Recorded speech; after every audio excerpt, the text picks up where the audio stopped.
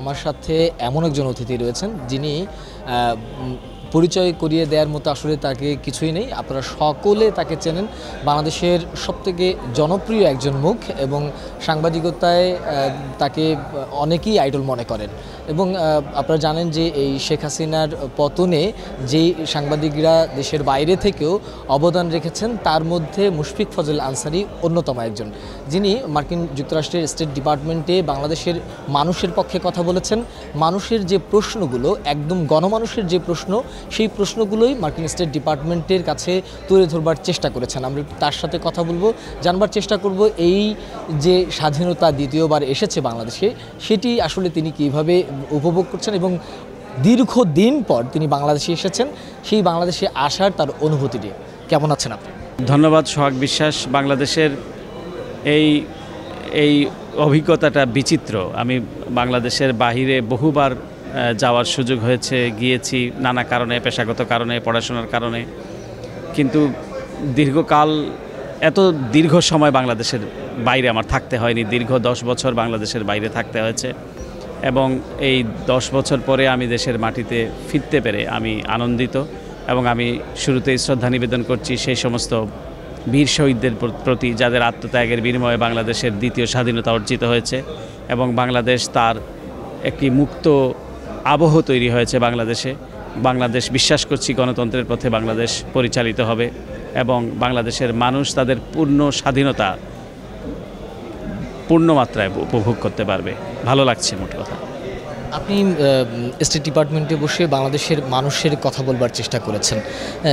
আসলে আপনি বিভিন্ন সময়ে এই শেখ হাসিনার যে এই 15 বছরের যে শাসন আমল, সেই শাসন আমলে যে অন্যায়গুলো হয়েছে সেগুলোই তুলে ধরবার চেষ্টা করেন। এই জন্য আসলে কত ধরনের চাপ আপনাকে সহ্য করতে হয়েছে বা চাপ নিতে হয়েছে?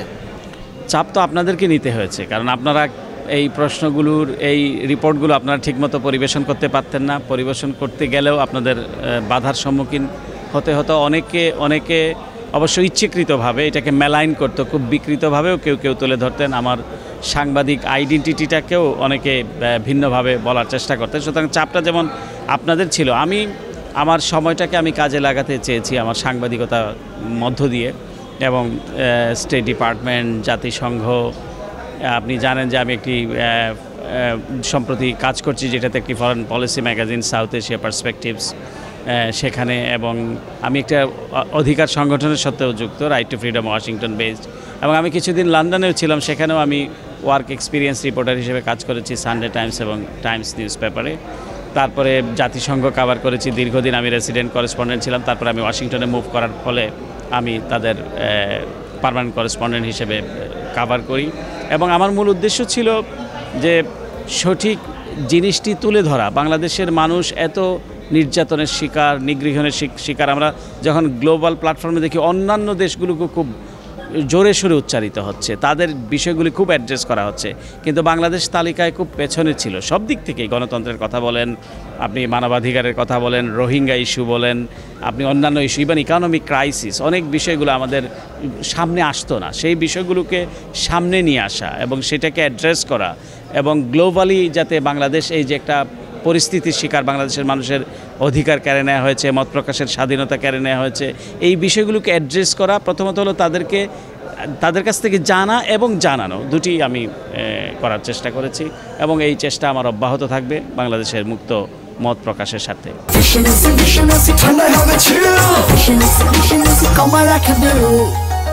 আপনি একটা সময় বিএনপির যিনি চেয়ারপারসন, সাবেক প্রধানমন্ত্রী বেগম খালেদা জিয়ার সহকারী প্রেস সেক্রেটারি ছিলেন। সেই জায়গা থেকে আসলে আপনি বিএনপির যে উদ্দেশ্য সেটি কি আসলে বাস্তবায়ন করবার চেষ্টা করছিলেন। আওয়ামী লীগ সেটাই এতদিন ধরে প্রচার করে যাচ্ছিলেন, কিন্তু আপনার প্রশ্ন ছিল সবসময় গণমানুষের পক্ষে। এই বিষয়টাকে আসলে কিভাবে নিতেন? না, প্রথমত আপনার একটু সংশোধন করি, আমি বিএনপি চেয়ারপারসনের সহকারী প্রেস সচিব ছিলাম না, আমি ছিলাম, এটি বাংলাদেশের বাস্তবতা, আমি বাংলাদেশের নির্বাচিত প্রধানমন্ত্রী যিনি ছিলেন 2001 সাল থেকে 2006 সাল মেয়াদে আমি বাংলাদেশের নির্বাচিত প্রধানমন্ত্রীর সহকারী প্রেস সচিব ছিলাম, বিএনপি চেয়ারপারসনের নয়। এবং আমি এটা প্রাউড করি, আমি গর্বের সাথে বলি যে বেগম খালেদা জিয়া বাংলাদেশের নির্বাচিত প্রধানমন্ত্রী। তিনি সারা বাংলাদেশ ব্যাপী ইলেকশন করেছেন, সবগুলো আসনে নির্বাচিত হয়েছেন। তো তার একজন নির্বাচিত প্রধানমন্ত্রীর প্রেস উইংয়ে দায়িত্ব পালন করা আমি এটি মনে করি যেটা আমার একটা গর্বের জায়গা, গর্বের অংশ। তার মানে এই নয় যে নিজের সব বিবেক বন্ধক দিয়ে মানে কাজ করতে হবে, সেটিও আমি মনে করি না। আমি যখন, আপনি একটা তথ্য দিতে চাই, আমি যখন প্রধানমন্ত্রীর অ্যাসিস্ট্যান্ট প্রেস সেক্রেটারি ছিলাম তখনও আপনি চেক করতে পারবেন ভয়েস অফ আমেরিকা বাংলা বিভাগে রোকেয়া হায়দার আমার একটা ইন্টারভিউ করেছিলেন। সেই সময় কিন্তু আমি বিং অ্যাসিস্ট্যান্ট প্রেস সেক্রেটারি সরকারের কোনো একটা কাজের সমালোচনা সেখানেও করেছিলাম। সুতরাং আমি মনে করি যে বাংলাদেশের এই চেষ্টাটা অব্যাহত থাকা উচিত, সাদাকে সাদা বলা, কালোকে কালো বলা। তো সুতরাং আমি সেই চেষ্টাটুকু সবটুকুই করেছি এবং আমি মনে করি না যে এখানে, এবং বিএনপি যদি আপনি বলেন, বিএনপি তো বাংলাদেশের কোনো নিষিদ্ধ দল নয়। আমি বিএনপি যদিও মানে প্রতিনিধিত্ব করি না, কিন্তু যেভাবে বিএনপিকে চিত্রিত করা হয়েছে এই দীর্ঘকাল 15 বছর, মনে হতো যে এটি মানে একটা নাক ছিটকানোর মতো একটা বিষয়, অথচ এই দল দীর্ঘকাল বাংলাদেশের গণতন্ত্রের জন্য আন্দোলন করেছে, সংগ্রাম করেছে। সুতরাং সেটি আরেকটি বিষয়, আরেকটি আলোচনা। সুতরাং আমি মনে করি যে এটা কোনো সাংঘর্ষিক কোনো বিষয় নয়। এবং সবাই, যেমন আপনি জেন সাকি, প্রেসিডেন্ট বাইডেনের প্রেস সেক্রেটারি, তিনি এখন MSNBC-তে কাজ করছেন। ক্যালিয়ান তিনি ছিলেন, দুঃখিত, ম্যাকানিন, তিনি ছিলেন প্রেসিডেন্ট ট্রাম্পের প্রেস সেক্রেটারি, তিনি এখন ফক্স নিউজে কাজ করছেন। তো সুতরাং কোনো নির্বাচিত প্রধানমন্ত্রীকে সার্ভ করা বা প্রধানমন্ত্রী, এখন যেমন প্রধান উপদেষ্টাকে যারা সার্ভ করছেন খুব ভালো প্রফেশনাল জার্নালিস্ট, আমি মনে করি এটা দরকার, সাংবাদিকদের জন্যও দরকার এবং যিনি সরকার প্রধানের দায়িত্বে আছেন তার জন্য দরকার প্রফেশনাল লোকদের, সাংবাদিকদের, বিশেষ করে প্রেস। দীর্ঘ 10 বছর তো আপনি বিভিন্নভাবে বাংলাদেশের গুম, নির্যাতন, রোহিঙ্গা ইস্যু, নানা ইস্যু আপনি সেখানে তুলে ধরবার চেষ্টা করেছেন আন্তর্জাতিক মহলে।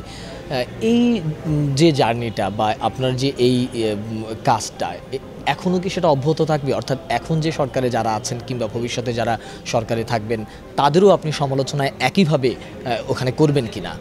না, আমি মনে করি যখনই যে কোনো সংকট, দুর্বিপাক অথবা যে ছন্দপতনগুলো সেগুলোকে অ্যাড্রেস করতে হবে, নো ম্যাটার হোয়াট, আমার অবস্থান যেখানেই থাকুক।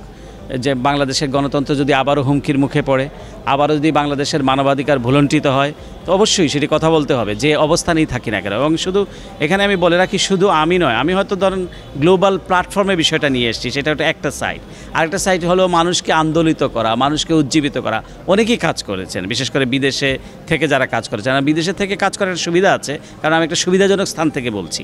এবং যারা এখানে যারা কাজ করেছে, যেটা আমি শুরুতে বলেছি, যারা এখানে এখনও যারা কাজ করছেন এবং যারা দীর্ঘকাল সংগ্রাম করেছেন, যারা আত্মাহুতি দিয়েছেন, অনেক ধরনের বাধা বিপত্তির ভেতর দিয়ে যারা কাজ করছেন, আমি মনে করি তারাই রিয়েল হিরো।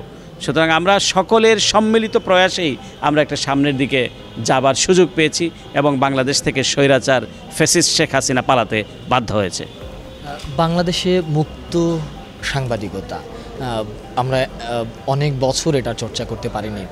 আসলে এটা নিয়ে বড় পরিসরে আপনার আরও কাজ করবার সুযোগ আছে কিনা? না, নিশ্চয়ই। বাংলাদেশ দেখেন, এই আপনি যদি রিপোর্টার্স উইদাউট বর্ডার্সের যদি আপনি রিপোর্ট দেখেন, ইভেন আফগানিস্তানের পরেও বাংলাদেশের অবস্থান সাউথ এশিয়ার মধ্যে সবচেয়ে নিম্ন অবস্থানে। এবং এটার জন্য শুধু সরকার না, মিডিয়াও দায়ী। তারা যেভাবে স্থাপক শ্রেণীতে পরিণত হয়েছিলেন, যেভাবে তারা একটা সরকারকে দানবীয় সরকারে সহযোগী হিসেবে কাজ করেছেন, সকল্ড মিডিয়া আমি যাদেরকে বলছি। এবং এই মিডিয়াগুলোর মালিকানা কাদের? যারা সরকারের তল্পি বাহক অথবা সরকারের সাথে সরাসরি যারা সম্পৃক্ত ছিল, যারা এমপি হয়েছে, মন্ত্রী হয়েছে, তারাই কিন্তু এই মিডিয়াগুলো নিয়ন্ত্রণ করেছে। সুতরাং স্বাভাবিকভাবে যে অনেকগুলি মিডিয়া দেখা গিয়েছে, সরকার এক ধরনের একটা মেসেজ দিতে চেয়েছিল তখন, যে অনেকগুলো মিডিয়া তারা করেছে, কিন্তু এগুলি সবগুলি ছিল সরকারের, শেখ হাসিনা সরকারের একটা প্রপাগান্ডা মেশিন।